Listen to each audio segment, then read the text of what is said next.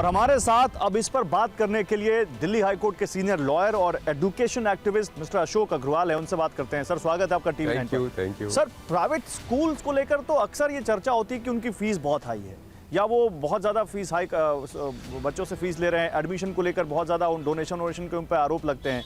लेकिन private school के teachers में कोई बात नहीं करता। प्राइवेट स्कूल के टीचर्स को किस तरह की परेशानियां हो रही हैं? अब कुछ टीचर्स सामने आए हैं जिन्होंने अपनी पहचान छिपाने के बाद हमें ये बताया है कि उनको जो सैलरी उनके अकाउंट में आती है वो एक्चुअली वो एक आई वॉश होती है, एक स्कैम जैसा है, और उनसे वो सैलरी विड्रॉ करके उनसे कुछ पैसे कैश में वापस लिए जाते हैं। इसके अलावा भी कुछ दिक्कतें हैं।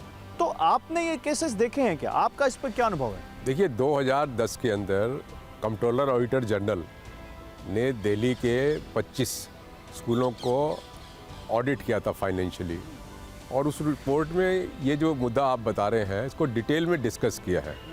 और उसमें उन्होंने बताया कि किस तरीके से जो स्कूल वाले हैं वो ब्लैंक चेकबुक पे साइन करा के रख लेते हैं, पासबुक अपने पास रख लेते हैं, और उसके बाद वो जो पैसे उसके अकाउंट में डालते हैं टीचर के, वो उसको निकालते रहते हैं।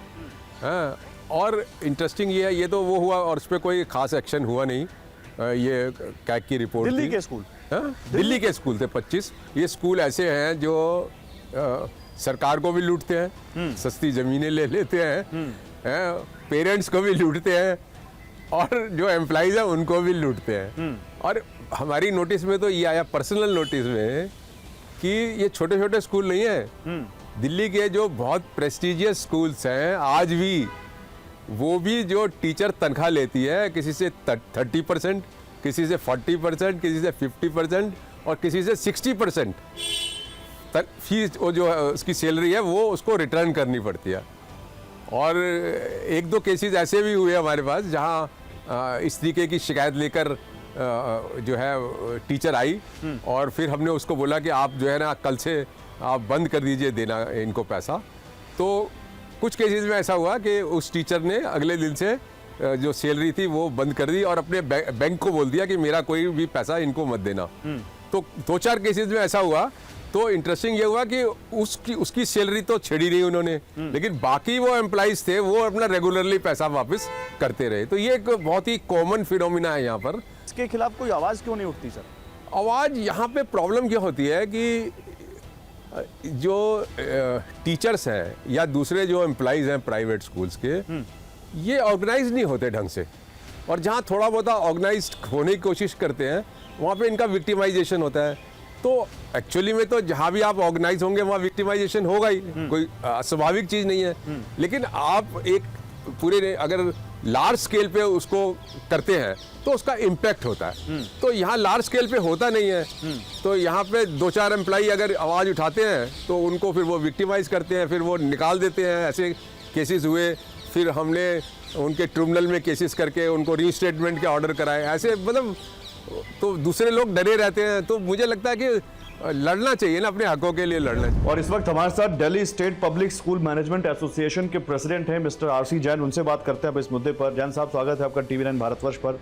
जैसे मैं आपसे सबसे पहले पूछूं तो कुछ टीचर्स ने शिकायत की है कि स्कूल उनको जो ऑन पेपर सैलरी दिखाते हैं वो उतनी उनके हाथ में आती नहीं है। उनसे चेक साइन करा लेते हैं, उसके जरिए उसमें से कुछ हिस्सा निकाल लेते हैं या फिर उनसे कैश ले लेते हैं।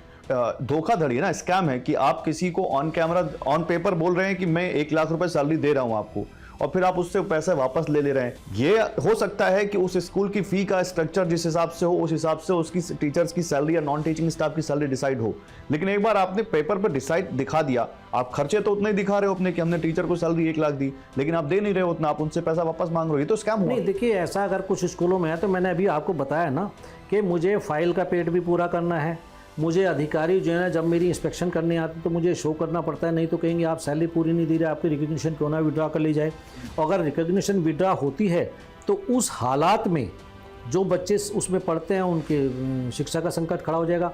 और ये सारी चीज़ें टीचर आज बेशक शिकायत करे, पर उनको भी ये पता है कि मेरे स्कूल की कितनी फीस है, मुझे कितनी इससे मिल सकती है। नंबर 2, एक क्लास में मैक्सिमम 40 बच्चे होते हैं जिसमें 10 बच्चे EWS के होते हैं। अब 30 बच्चों से आप कितनी फीस ले सकेंगे जो पूरी सैलरी दें? गवर्नमेंट का अपने एक स्कूल पे 7,500 रुपये खर्च आता है पर मंथ। कितने स्कूल ऐसे जो इतनी फीस लेते हैं? तो सरकार को इस पर बैठ करके जो तमिलनाडु में है, जो ये यूपी में है, या हरियाणा में, जब तक इसके ऊपर बैठ करके सरकार मैनेजमेंट के साथ बैठ के फैसला नहीं लेगी तब तक ये तो समस्या आप कह रहे हैं ये सही है जो वो स्कूल पैसे दे के वापस ले लेते हैं? नहीं, मैं इसको सही नहीं मानता। पर ये स्कूलों की मजबूरी है कि देखिए आप स्कूल में सैलरी फीस के अलावा और कोई चार्ज नहीं ले सकती। अब उस फीस में से ही आपको बाकी खर्चा भी बियर करना है, स्कूल की मेंटेनेंस का भी खर्चा है, गार्ड का भी खर्चा है, टीचर का भी खर्चा है, एडमिनिस्ट्रेटिव स्टाफ का भी खर्चा है। तो अगर आप उस हिसाब से देखें तो खाली फीस से वो गवर्नमेंट के नॉर्म्स पूरे नहीं हो सकते जो गवर्नमेंट एक्सपेक्ट करती है। उसके लिए सरकार को बैठना पड़ेगा। मैं इस समस्या से कम 30-35 वर्षों से अधिक समय से परिचित हूँ। ये है देश की समस्या और इसका समाधान नहीं निकला है। और मैं ये भी बता दूं कि अब मैं ऐसा सोचता हूं कि निकलना संभव ही नहीं। ये तो सारे अधिकांश स्कूलों में हो रहा है, अधिकांश निजी स्कूलों में हो रहा है। और अब उन्हें सही मिल गई है क्योंकि सरकारों ने भी थोड़े से मानदेय पर अध्यापक अपॉइंट कर दिए।